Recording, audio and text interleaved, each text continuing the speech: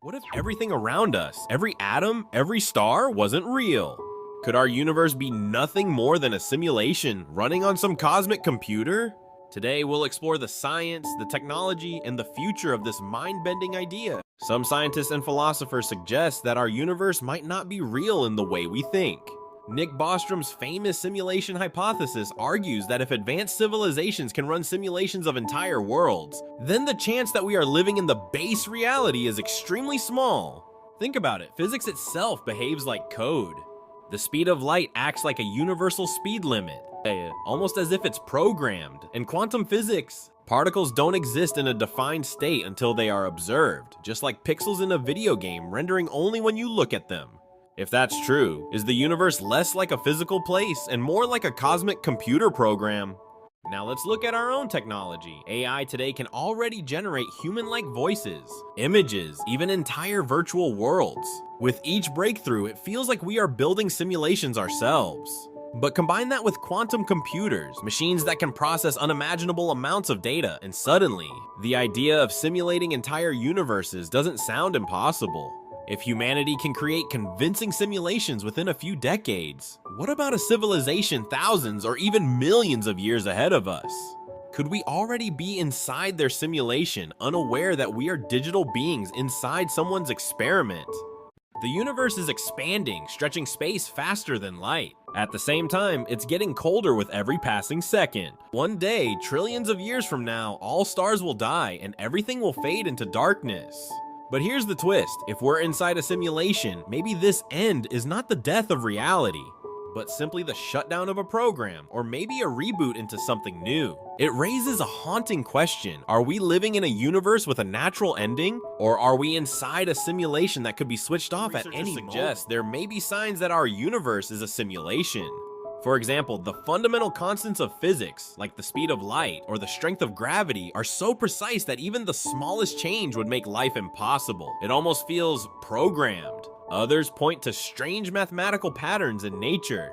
From the structure of atoms to the spiral of galaxies, to the code of DNA, everything seems to follow elegant formulas like lines of code. And then there are the so-called glitches, quantum particles that seem to behave randomly. Or cosmic mysteries like dark matter that we can't fully explain. Could these be bugs in the system? Many scientists remain skeptical. They argue that the simulation idea isn't testable, and without evidence, it's just philosophy, not science. Physics might look like code, but that doesn't mean it is code. And randomness in quantum mechanics may not be a glitch. It could simply be how reality truly works. Here's the real question. Why does this idea matter? If we are in a simulation, then our sense of meaning, morality, even freedom might not be what we think. But if we are not, if this is the one true reality, then the fact that we can even imagine and build simulations is still incredible. AI and technology are already blurring the line between what is real and what is simulated. Maybe the distinction doesn't matter as much as we think. Maybe the simulation is just another form of reality. Argue that the simulation hypothesis can never truly be proven. The reason is simple. If this universe is simulated, then every single experiment we create is also part of the simulation. Imagine trying to detect the programming of a video game while being trapped inside the game itself. This creates a paradox. In science, a good theory must be falsifiable, meaning there must be some possible experiment to prove it wrong. With simulation theory, there is no clear way to do that. If the system is perfect, we will never see behind the curtain. So some physicists dismiss it as philosophy, not science. Others counter that many of our greatest discoveries began as philosophy. Atoms were once just an idea. So was relativity, so was the Big Bang. Perhaps today's untestable speculation becomes tomorrow's experiment. Even if we can't prove the simulation hypothesis yet, just asking the question forces us to look at reality. Technology is giving this idea more weight every day.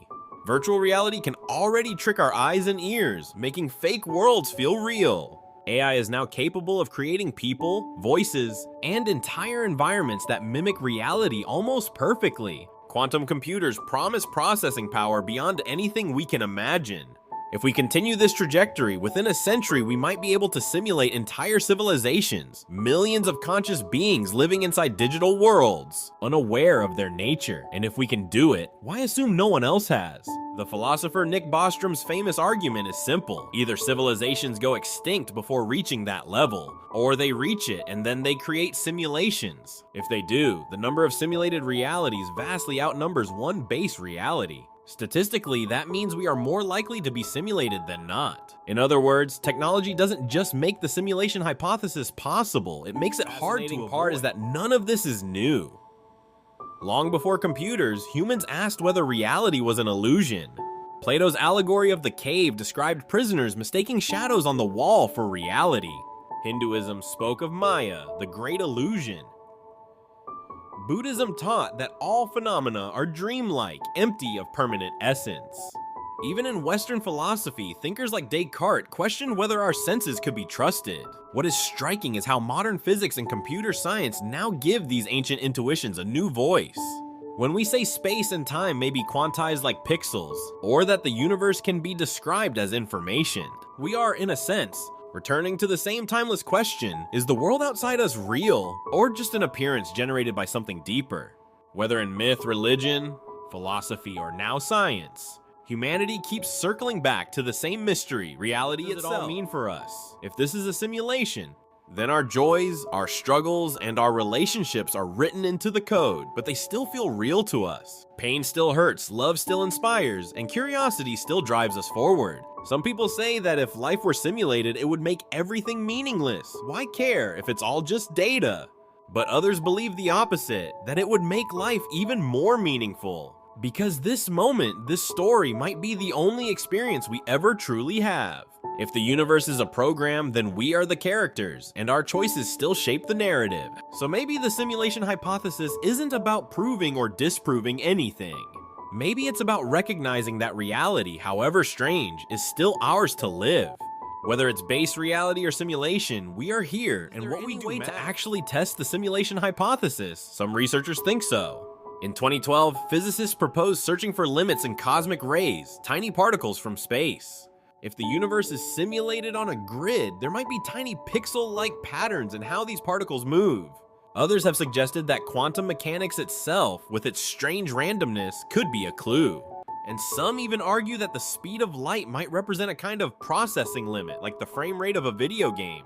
These ideas are controversial, but they show that science is at least trying to find cracks in the code. Then another question arises: who created the simulation and why? Are we a scientific experiment for a higher intelligence? Are we entertainment, like characters in a vast cosmic video game? Or are we simply one of billions of simulations forgotten by their creators? This raises profound ethical concerns. If simulated beings can suffer, what responsibilities do creators have? And by extension, what responsibility do we have as we begin creating our own artificial worlds with AI that may one day feel conscious? The simulation hypothesis forces us not only to question our place, but also our role as future simulators. Our ability to simulate reality will grow beyond imagination. With advances in AI, neural interfaces, and quantum computing, we may reach a point where digital worlds are indistinguishable from physical ones. At that moment, the simulation hypothesis will no longer be abstract speculation. It will feel like common sense. Maybe future science will develop tools to peek behind the curtain. Or maybe we will forever remain inside, never knowing. Either way, the idea will shape philosophy, religion, and even technology itself. Perhaps the real value of the simulation hypothesis isn't in proving it true, but in pushing us to think bigger about what reality could be. Some scientists believe that if we are in a simulation, then consciousness might be the key to breaking free, or at least recognizing it. Consciousness is still one of the biggest mysteries in science. We know our brains generate thoughts, memories, and emotions, but we don't fully understand how self-awareness emerges from matter. If this is a simulation, maybe consciousness is not a byproduct of biology, but rather a unique phenomenon, something the simulation itself can't fully contain. Some philosophers even argue that if we are aware enough to ask the question, we might already be more than just programmed entities. This raises another idea. Maybe consciousness is the reason the simulation exists at all. Perhaps the universe is designed to generate beings capable of self-awareness, because without consciousness, a simulation is just empty numbers, meaningless data. With it, reality, simulated or not, becomes a lie. If we are in a simulation, then what about the creators? Are they also simulated? If our reality is code, perhaps their reality is also code, running inside an even greater simulation. This creates what philosophers call an infinite regress, a chain of simulations stacked inside each other, like Russian dolls with no clear starting point. This idea can feel dizzying, even unsettling, but it also highlights something profound. Maybe the question of whether we are simulated or not can never be fully answered, because every answer leads to another layer of mystery. Instead of asking, are we real? Maybe the better question is, what can we do with the reality we experience, whatever its origin? And if the simulation hypothesis is true, then meaning is not handed down from outside, it's created by us inside the system. So after everything we've explored, from physics that looks like code to glitches in quantum mechanics, to the infinite layers of simulation, one question still remains: what does it all mean for us? Whether or not we are living in a simulation, the fact that human beings can even ask this question is already astonishing. Out of all the matter in the universe, somehow we have developed the ability to reflect, to imagine, and to wonder if reality itself has deeper layers. If this is a simulation, then maybe our curiosity, our creativity, and our search for truth are exactly what the system was designed to produce. And if this is base reality, then the very same qualities, our science, our technology, our imagination, are what will carry us forward into the future. In the end, perhaps the difference doesn't matter as much as we think. What matters is how we live inside the reality we have. The choices we make, the stories we tell, the knowledge we build and share. So I'll leave you with this: are we explorers inside a vast, mysterious universe? Or are we characters inside an unimaginable experiment? Maybe the answer is both. If you enjoyed this journey, don't forget to like, subscribe, and share. Because whether simulated or not, your curiosity keeps this adventure alive. And who knows, maybe, just maybe by asking these questions, we're already closer to breaking through the code.